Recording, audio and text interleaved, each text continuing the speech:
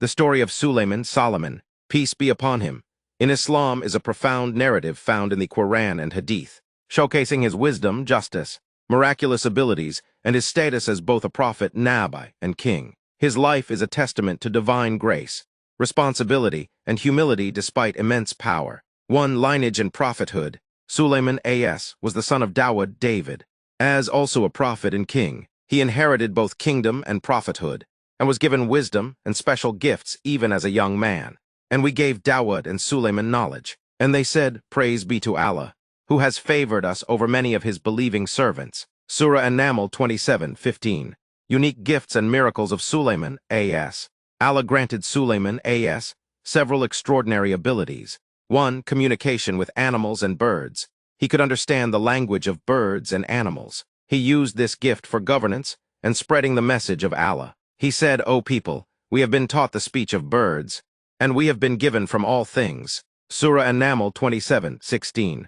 2. Control over the jinn. He ruled over jinn, humans, and animals.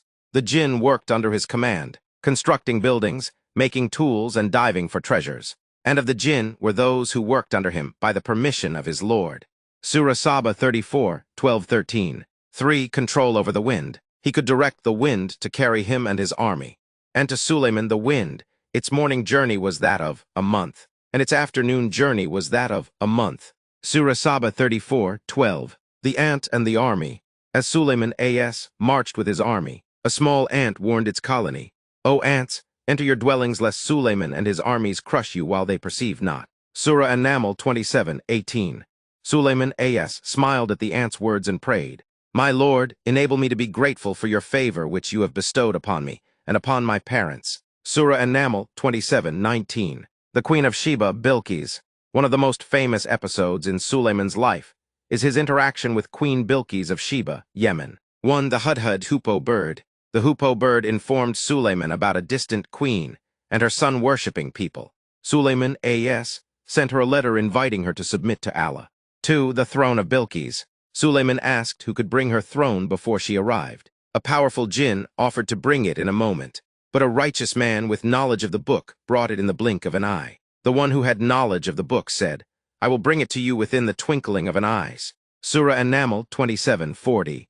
3. Her submission. When Bilqis arrived and saw her throne and the wonders of Sulaiman's palace, including a glass floor she mistook for water, she realized his power came from Allah. She submitted to Islam. My Lord, I have wronged myself, and I submit with Sulaiman to Allah, the Lord of the worlds. Surah An-Naml 27:44. Death of Sulaiman A.S. Sulaiman A.S. died while leaning on his staff overseeing the jinn at work. The jinn continued working, unaware of his death, until a termite gnawed through the staff and his body fell.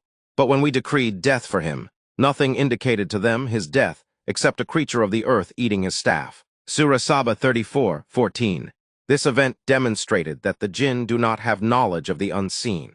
Lessons from the story. 1. Gratitude to Allah is essential, even with power and wealth. 2. True leadership involves justice, humility, and serving God.